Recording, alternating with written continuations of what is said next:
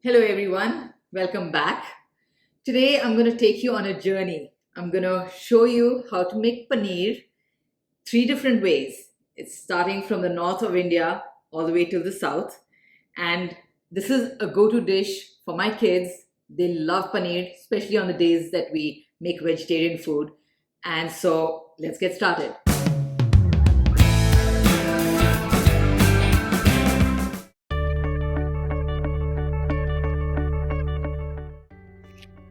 Now, the spices that we are using for the three different varieties vary from region to region, and this one has spices that are unique to Kashmiri cuisine. The other one that I'm making a very popular version with black pepper. And then I have these fresh ingredients for our South Indian style. Now, there are basic tips that I will be giving you throughout the video for how to make paneer. Of course, I have given those tips in our previous video of cream cheese and ricotta, but for those of you who have not seen those videos, here it is again. And once you have seen the basic way of making paneer, even if you don't add the spices, you can make a regular paneer following these tips. Now, the most important thing while making paneer or cottage cheese is that the temperature at which we add the ingredients should be medium high. We don't make paneer when the milk is boiling. It just needs to be hot milk. The reason why we do it at medium heat is so that it doesn't get burnt, and when the curdling is a slow process. Once it's done in a proper slow manner, we will be able to get soft cottage cheese. It will not harden up, it will not be rubbery or chewy. So try and make this on medium heat, and we are going to start putting our ingredients. The first one here will have our Kashmiri spices. Now, the ones that I'm going to be putting in are soft powder, followed by haldi, and we also have Kashmiri red chili right here. Now we put the dry spices first, and then after a few minutes we will put our fresh spice. Now, the reason why we use dry spices for our Kashmiri food is because they don't have too many fresh ingredients. Even the mint that I'm putting today is fresh only because I have fresh mint growing here. But if you don't have fresh mint, go ahead and use dry mint powder. It has the same effect. But because I have this beautiful mint growing in my garden, I wanted to use it because it has such an amazing fragrance to it. One of the important ingredients while making paneer is curd. I like to use a tablespoon of curd in our paneer before we curdle it. Now I'm gonna drop that 1 spoon of curd in each of my bowls.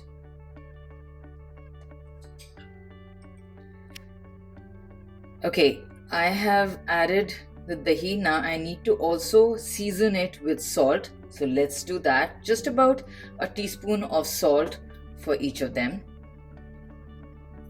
I'm just putting salt in each of them right away. Okay, and now I'm also going to add the fresh mint in this paneer and then stir it.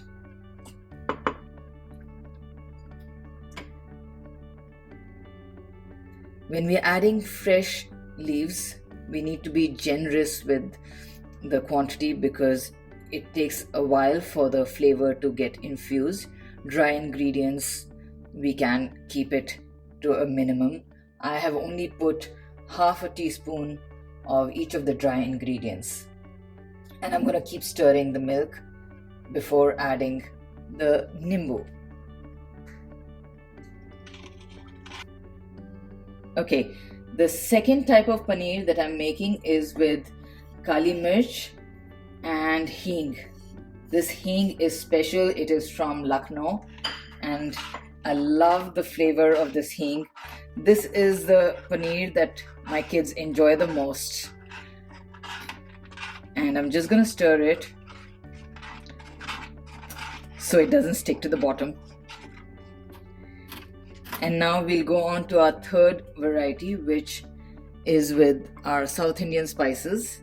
It's not really South Indian spices. I'm adding green chili and ginger, and I love this coriander that is growing in our garden, so I'm using that fresh, and of course our fresh curry leaves. These are also from our garden, and oh my god, they have such an amazing aroma. Nothing beats fresh ingredients from our backyard. And now that the temperature of all of these three have come to a high, I can see the steam coming up. I am going to add ghee to all of them. About 1 tablespoon of ghee should be good to give a nice softness to the paneer.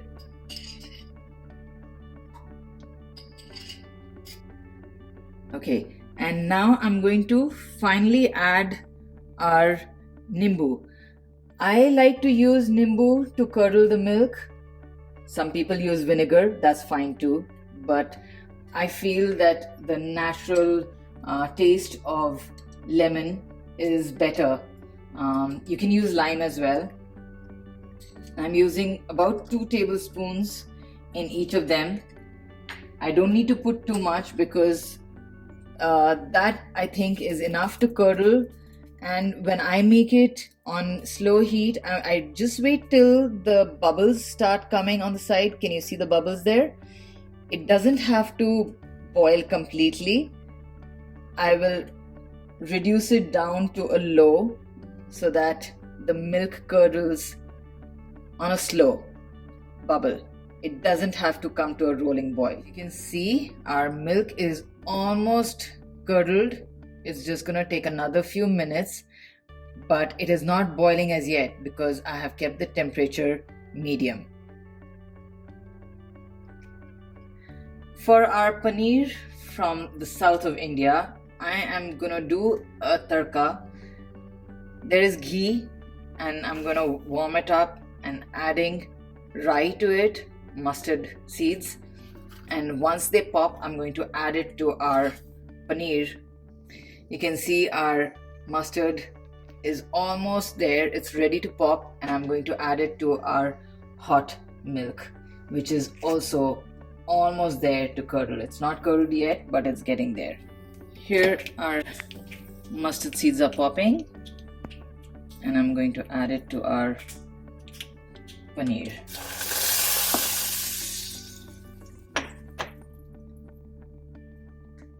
And that tempering is gonna give a nice aroma. Oh, I can already smell it over here. I love the flavor of this paneer.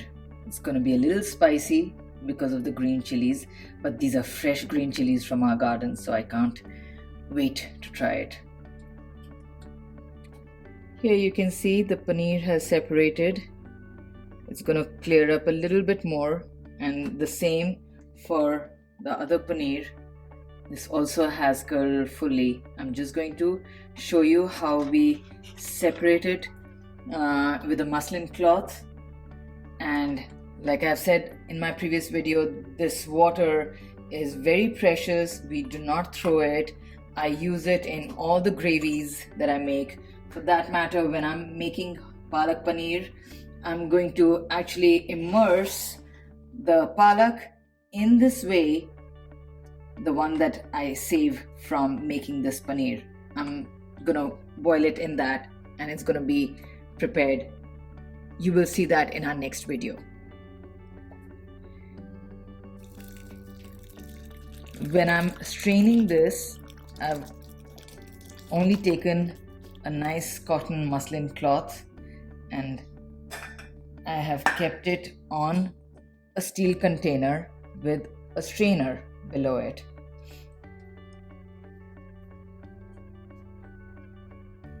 There, I've got all the way at the bottom, and now I have to act quickly. I need to rinse this with cold water. I don't want to leave it in hot temperature.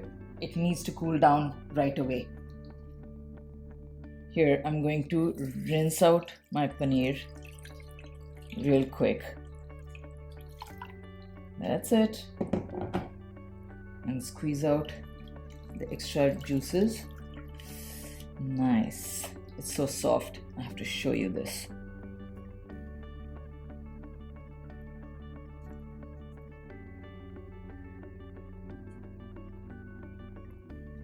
Look at this paneer.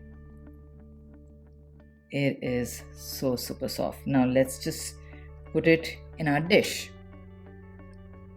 Once we have taken out all the water, we just take it out in a flat container to set it.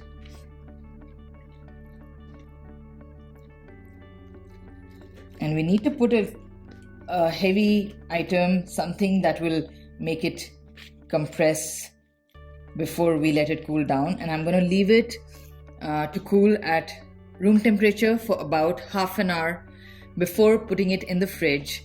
We need to get it a little cool. I don't want to cut it when it's still hot because then it will just crumble. It won't hold shape. So we have to cool it down.